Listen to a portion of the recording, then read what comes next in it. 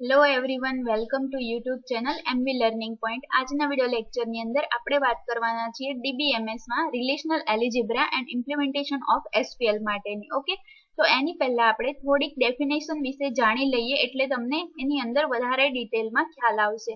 Okay, તો જે લોકો ચેનલ ઉપર નવા હોય એ લોકો ચેનલને સબસ્ક્રાઇબ કરી બાજુમાં બેલ આઇકન એટલે કે ઘંટડી ટાઈપનું જે દેખાય છે તમને, ઓકે, એની ઉપર ક્લિક કરી દો એટલે એનાથી શું થશે કે જે કોઈ પણ વિડીયો અપલોડ કરીશ એ તમને નોટિફિકેશન દ્વારા માહિતી મળતી રહેશે. ઓકે, તો સ્ટાર્ટ કરશું આજની DBMS વિશેની બેઝિક ડેફિનેશન જે રિલેશનલ એલ્જિબ્રામાં યુઝ થવાની છે. ઓકે, તો સ્ટાર્ટ કરીએ આપણે પહેલી definition, relation. Okay, what is relation? તો રિલેશન એટલે ટૂંકમાં યાદ રાખીએ તો રિલેશન એ ટેબલ જેવું છે, રાઈટ? આપણે relation is equal to table લખી શકીએ કે ટેબલ જ છે એક પ્રકારનું. તો હવે આપણે જાણીએ કે ટેબલ એટલે શું. તમને ખ્યાલ જ છે કે ડેટાબેઝ ની અંદર ટેબલ એટલે શું, તો કે એવું ટેબલ શેનાથી બને તો કે રો અને કોલમ દ્વારા શું બને? ટેબલ બને. ઓકે, તો એ જે રો અને કોલમ જે છે એની ફોર્મેટમાં જે છે, ઓકે, તો એ જે ઇન્ફોર્મેશનને સ્ટોર કરે છે શેની અંદર? રિલેશનલ ડેટાબેઝ ની અંદર, રાઈટ? તમે નોટ્સ કરી શકો છો કે કોઈ પણ ડેટાબેઝ રિલેશન એટલે શું તો કે ટેબલ, ઓકે, એક પ્રકારનું ટેબલ. તો કે ટેબલ ની અંદર શું હોય? રો અને કોલમ. અને બીજું કે ઈ રો અને કોલમમાં શું હોય? ઇન્ફોર્મેશન હોય, રાઈટ? તો કે કોઈ પણ ટેબલ એક એવું રિલેશન કે જે કોઈ પણ ઇન્ફોર્મેશન ને સ્ટોર કરે રિલેશનલ ડેટાબેઝ ની અંદર. ઓકે, તો એ રિલેશન તરીકે ઓળખાય છે. ખ્યાલ આવી જશે. રિલેશન કોને કહેવાય? Relation is a one type of table, એક પ્રકારનું ટેબલ જ છે એટલે કે તમે ટેબલ એમ કહો તો પણ ચાલે. ઓકે, તો database relation is a predefined row column format. Database relation કેવી ફોર્મેટમાં જોવા મળશે તમને? રો અને કોલમ કે જે ટેબલ તૈયાર કરે છે. ઓકે, શેના માટે યુઝ થાય છે આ? તો કે કોઈ પણ ઇન્ફોર્મેશન ને સ્ટોર કરવા માટે શેની અંદર?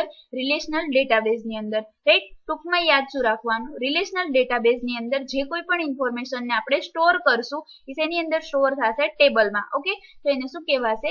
રિલેશન કહેવાશે, રાઈટ? તો આ તમારે યાદ રાખવાનું છે, રિલેશન, રાઈટ? હવે આપણે વાત કરશું next definition, vote is attribute. Okay, attribute વિશે મેં તમને આગળ પણ ડિસ્કશન કરેલી છે, છતાં આપણે એક વખત જાણી લઈએ. What is attribute? તો attribute is a name of a column in a relation. એટલે કે રિલેશન એટલે શું? મેં તમને કીધું ટેબલ, રાઈટ? તો કોઈ પણ ટેબલ છે એની અંદર જે કોઈ પણ કોલમ આપેલી છે, રાઈટ? તો એ કોલમનું નામ છે એને આપણે શું કહેવાનું છે? Attribute, right? શું કહેવાનું છે? એટ્રીબ્યુટ. તો કે આપણી પાસે ટેબલ છે એમાં જેટલી પણ તમને કોલમના નામ આપેલા છે, આપણે આગળના લેક્ચરમાં જોયું હતું ટેબલ હતું સ્ટાફ ટેબલ, રાઈટ? તો એમાં કોલમ કઈ કઈ હતી? સ્ટાફ આઈડી હતું, બરાબર? પછી સ્ટાફ સેલેરી હતું, સ્ટાફ ડેઝિગ્નેશન હતું. તો આ બધી જે વસ્તુ છે કોલમનું નામ છે, રાઈટ? તો આ કોલમનું જે નામ છે એને આપણે શું કહેવાનું છે? એટ્રીબ્યુટ. સમજાઈ જશે ને? Okay, done. હવે આપણે જોઈશું કે attribute, no two attribute in a relation can have the same name. એટલે શું? તો કે કોઈ પણ ટેબલ છે, રિલેશન એટલે તમે એમ જ માની લો કે ટેબલ લખ્યું છે. ઓકે, તો કે કોઈ પણ ટેબલ છે એની અંદર કોઈ પણ બે એટ્રીબ્યુટ એટલે કે કોઈ પણ બે કોલમના નામ ક્યારેય પણ સેમ હોવા જોઈએ નહીં. ઓકે, આટલું ધ્યાનમાં રાખવાનું છે. હવે આપણે આગળ ટેબલ જોયું હતું સ્ટાફનો, એમાં તમને ખ્યાલ હોય તો એક જ વખત કોઈ પણ એક કોલમનો યુઝ થાય, મતલબ એક કોલમના નામનો યુઝ થશે. ઓકે, બે એટ્રીબ્યુટ એટલે કે બે કોલમના નામ સેમ હોઈ શકશે નહીં, રાઈટ? પછી અહીંયા એક્ઝામ્પલ આપેલું છે, જેમ કે એટ્રીબ્યુટ ઓફ સ્ટુડન્ટ. તમને ખ્યાલ જ છે, બરાબર? સ્ટુડન્ટ શું છે? એક એન્ટિટી છે અથવા તો ઓબ્જેક્ટ છે. ઓકે, તો સ્ટુડન્ટના એટ્રીબ્યુટ કયા કયા હોઈ શકે? તો એનો એનરોલમેન્ટ નંબર છે, નામ છે, એડ્રેસ છે, બરાબર? જો એનું રિઝલ્ટ હશે તો એના CPI હશે, બરાબર? એ શું છે? બધા એના એટ્રીબ્યુટ છે. તો તમે જોશો અહીંયા એટ્રીબ્યુટ એનરોલમેન્ટ નંબર છે, તો એનરોલમેન્ટ નંબર ક્યારેય પણ કોઈનો સેમ એનરોલમેન્ટ નંબર સેમ ના હોઈ શકે, યુનિક આઈડી કહેવાય. પણ તમે જોશો નામ સેમ હોઈ શકે, રાઈટ? પણ આપણે તો શું કીધું? એટ્રીબ્યુટ ની વાત કરીએ છીએ આપણે. ઓકે, એટ્રીબ્યુટ શું છે? તો કે આપણી પાસે આટલા એટ્રીબ્યુટ છે, તો આપણે શું કીધું? એટ્રીબ્યુટ સેમ હોવા જોઈએ નહીં. મતલબ શું? કે આ નામ એક વખત આવી ગયું છે, જેમ કે આ એડ્રેસ, બરાબર? એડ્રેસ નામની કોલમ એક વખત આવી ગઈ છે તો આપણે બીજી વખત એડ્રેસ નામની કોલમ લેવાની રહેશે નહીં, બરાબર? જો નામ સેમ હશે તો ચાલશે અંદર. આપણે ફક્ત એટ્રીબ્યુટ ની વાત કરીએ છીએ. એટ્રીબ્યુટ એટલે શું?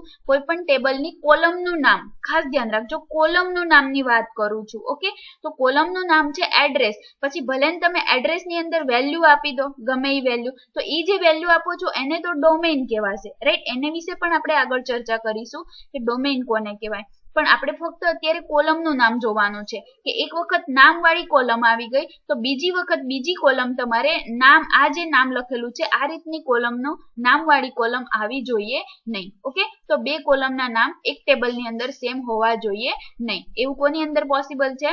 એટ્રીબ્યુટમાં. ઓકે, તો આટલું ધ્યાનમાં રાખવાનું છે એટ્રીબ્યુટમાં. છતાં પણ જો કોઈને કઈ ક્વેશ્ચન હોય, કોઈને કોઈ પણ ક્વેરી હોય તો તમે મને કોમેન્ટમાં જણાવી શકો છો, એટલે મને વધુ ખ્યાલ આવશે કે તમને ક્યાં પ્રોબ્લેમ થાય છે. ઓકે, તો કોમેન્ટ કરીને જણાવી શકો છો. કોઈને ગમે ત્યાં પ્રોબ્લેમ થાય તો બને એટલું હું સોલ્યુશન કરવાની ટ્રાય કરીશ, મેક્સિમમ ટ્રાય કરીશ. ઓકે, હવે આપણે વાત કરીશું થર્ડ ડેફિનેશનની, તો છે arity of a relation. Arity of a relation એટલે કે શું? તો the total number of attributes in a relation is referred as an arity or order of a relation. એટલે શું? તો કે આપણા જે ટેબલ છે, આપણી પાસે જે કોઈ પણ ટેબલ છે, સ્ટાફનું લઈ લો, કસ્ટમરનું લઈ લો, એમ્પ્લોયીનું લઈ લો, બરાબર, જે કોઈ પણ ટેબલ છે એમાં જેટલા પણ એટ્રીબ્યુટ છે, એટલે શું? એટ્રીબ્યુટ એટલે આપણે જોઈ ગયા, એટ્રીબ્યુટ એટલે શું? કોલમનું નામ, રાઈટ? તો કે જેટલી પણ કોલમનું નામ છે એ ટોટલ જેટલી પણ કોલમ છે એને શું કહેવાશે? એરિટી ઓફ રિલેશન, ટેબલની એરિટી કહેવાશે, રાઈટ? ખાસ અને ખૂબ જ ઇમ્પોર્ટન્ટ ડેફિનેશન છે આ, એક્ઝામની અંદર પણ ઘણી વખત પૂછાય છે, રાઈટ? તો આ ખાસ ધ્યાનમાં રાખવાનું છે. એરિટી ઓફ રિલેશન એટલે શું? તો કે ટોટલ નંબર ઓફ એટ્રીબ્યુટ એટલે કે જે આપણી પાસે જે ટેબલ છે એમાં જેટલી પણ કોલમ છે એ બધી ટોટલ કરવાની છે. ટોટલ નંબર ઓફ એટ્રીબ્યુટ એટલે કે ટોટલ જેટલી પણ કોલમ હશે એ બધાને શું કહેવાશે? એરિટી ઓફ રિલેશન અથવા તો ઓર્ડર ઓફ રિલેશન. ઓકે, આટલું ધ્યાનમાં રાખવાનું છે. પછી એરિટી ઓફ રિલેશન વિલ ચેન્જ ઇનફ્રીક્વન્ટલી એટલે શું? કે આજે આપણું ટેબલમાં જે ટોટલ નંબર ઓફ કોલમ છે એ તમને વારંવાર ચેન્જ થતી જોવા મળશે નહીં. એટલે આ જે છે એ ચેન્જ થશે નહીં. ઇનફ્રીક્વન્ટલી એટલે કે વારંવાર ચેન્જ ના થતી હોય એવું. જેમ કે એક્ઝામ્પલ આપેલું છે, જેમ કે student is 4. For example, arity of relation student is 4. આપણી પાસે ટોટલ સ્ટુડન્ટની કોલમ કેટલી છે? 4 છે, બરાબર? તો એ ચેન્જ થશે નહીં. 4 છે તો 4 છે જ ટોટલ. ઓકે, તો આટલું તમારે યાદ રાખવાનું છે. પછી વાત કરશું ટપલ. તો ટપલ કોને કહેવાશે? તો a row or record in a relation is referred as a tuple. Okay, તમને મેં શું કીધું? ટેબલ શેનાથી બને? રો અને કોલમથી, રાઈટ? તો જે ટેબલની અંદર જેટલી પણ કોલમ છે એને આપણે એટ્રીબ્યુટ કહીશું, અને ટોટલ નંબર ઓફ કોલમ એટલે કે ટોટલ કોલમ જે છે એને એરિટી ઓફ રિલેશન કહેવાનું છે. કોલમની વાત પૂરી થઈ ગઈ. ઓકે, હવે આપણે રો વિશે જોઈએ. તો જે કોઈ પણ ટેબલની અંદર જેટલી પણ તમને રો જોવા મળે છે તો રો નું બે નામ છે, એક તો રેકોર્ડ પણ કહી શકો અને બીજું તમે ટપલ પણ કહી શકો. ઓકે, તો કે ટેબલ એટલે કે રિલેશનની અંદર જે કોઈ પણ તમને રો અથવા તો રેકોર્ડ જોવા મળે એને શું કહેવાનું છે? ટપલ કહેવાનું છે, રાઈટ? પછી કાર્ડિનાલિટી ઓફ રિલેશન. આ બે શબ્દમાં ખાસ યાદ રાખજો, કન્ફ્યુઝન ના થાય, ખાસ ધ્યાન રાખજો. એરિટી અને કાર્ડિનાલિટી.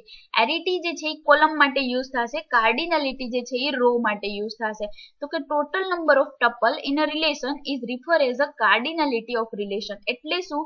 તો કે આપણી પાસે જે ટેબલ છે, રિલેશન છે, એમાં ટોટલ નંબર ઓફ રો એટલે કે ટપલ, બરાબર? આપણે આની લેંગ્વેજમાં શું કહેવાનું છે? ટપલ કહેવાનું છે, બરાબર? તો આપણી પાસે જે કોઈ પણ ટેબલ છે એમાં ટોટલ નંબર જેટલી પણ ટોટલ રો છે આપણી પાસે એને શું કહેવાનું છે? કાર્ડિનાલિટી ઓફ રિલેશન. ખાસ ધ્યાન રાખજો, ટોટલ નંબર ઓફ એટ્રીબ્યુટ હશે તો એને એરિટી ઓફ રિલેશન કહેવાશે, પણ જો ટોટલ નંબર ઓફ ટપલ એટલે કે રો હશે તો એને કાર્ડિનાલિટી ઓફ રિલેશન કહેવાશે, બરાબર? Cardinality of relation will change frequently. Cardinality of relation જે છે એ ફ્રીક્વન્ટલી એટલે કે વારંવાર ચેન્જ થતું જોવા મળશે તમને. શું કામ?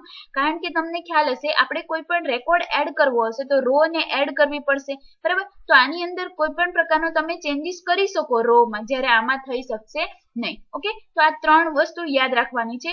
રિલેશન એટલે કે ટેબલ, રો અને કોલમનું બનેલું છે. યુઝ શું કામ થાય? તો કે કોઈ પણ ઇન્ફોર્મેશનને સ્ટોર કરવા માટે રિલેશનલ ડેટાબેઝની અંદર. ઓકે, એટ્રીબ્યુટ એટલે શું? જે કોઈ પણ ટેબલ છે એમાં જેટલી પણ કોલમ છે એને આપણે શું કહેવાનું છે? એટ્રીબ્યુટ. પણ જો ટોટલ નંબર ઓફ કોલમ એટલે કે ટોટલ જે કોલમ છે એને એરિટી ઓફ રિલેશન કહેવાશે. પછી વાત કરશું ટપલની. તો ટપલ એટલે કે ટેબલમાં જે કોઈ પણ તમને રેકોર્ડ અથવા તો રો જોવા મળે છે એને ટપલ કહેવાશે. પણ જો ટોટલ નંબર ઓફ ટપલ હશે તો એને શું કહેવાનું છે? કાર્ડિનાલિટી ઓફ રિલેશન. ઓકે, હવે આપણે આગળ વાત કરીએ ડોમેઇનની. ઓકે, તો ડોમેઇન કોને કહેવાય? મેં તમને કીધું એ રીતે, domain of an attribute is a set of permitted values for that attribute.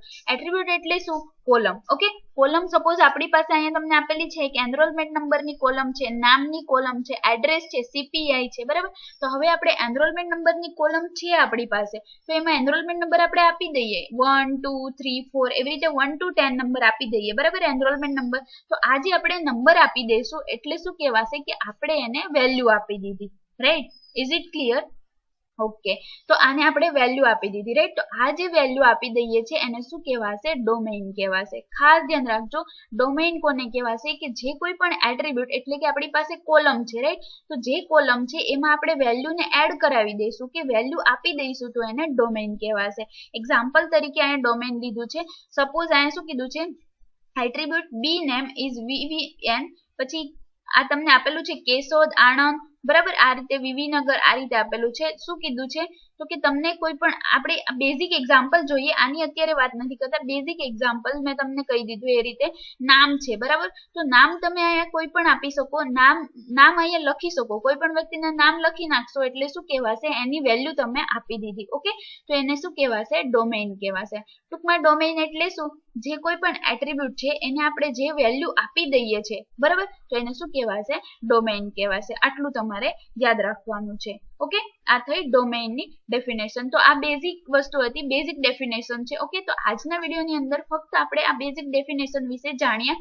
Next વિડીયોની અંદર આપણે કી વિશે જાણીશું. ઓકે, ફક્ત ડેફિનેશનનો વિડીયો એટલા માટે અલગ બનાવું છું કે ડેફિનેશન ખૂબ જ ઇમ્પોર્ટન્ટ છે, બરાબર, અને તમારે યાદ રાખવી ખૂબ જ જરૂરી છે. આ બેઝિક વસ્તુ છે એટલા માટે ફક્ત આટલું આજના વિડીયોની અંદર. બીજા વિડીયોમાં આપણે જોઈશું, નેક્સ્ટ વિડીયોમાં કી વિશે જોઈશું, like primary key, foreign key, reference key, super key, candidate key, બરાબર. આ બધી જે કી છે એના વિશે આપણે નેક્સ્ટ વિડીયો લેક્ચરની અંદર વાતો કરીશું. તો આજના વિડીયોની અંદર ફક્ત આટલું તમારે ખાસ યાદ રાખવાનું છે અને નોટ્સ કરીને રાખજો. ઓકે, જેથી કરીને તમને પ્રોબ્લેમ ના થાય. ઓકે, ઓકે, તો થેન્ક યુ ફોર વોચિંગ. ઓછામાં ઓછી એક લાઈક તો તમે કરી જ શકો છો અને એક શેર પણ જરૂર કરી દો અને એક સબસ્ક્રાઇબ પણ જરૂર કરી દો ચેનલ MV લર્નિંગ પોઈન્ટ ને, જેથી કરીને તમને વિડીયોની માહિતી મળતી રહેશે. Okay, thank you.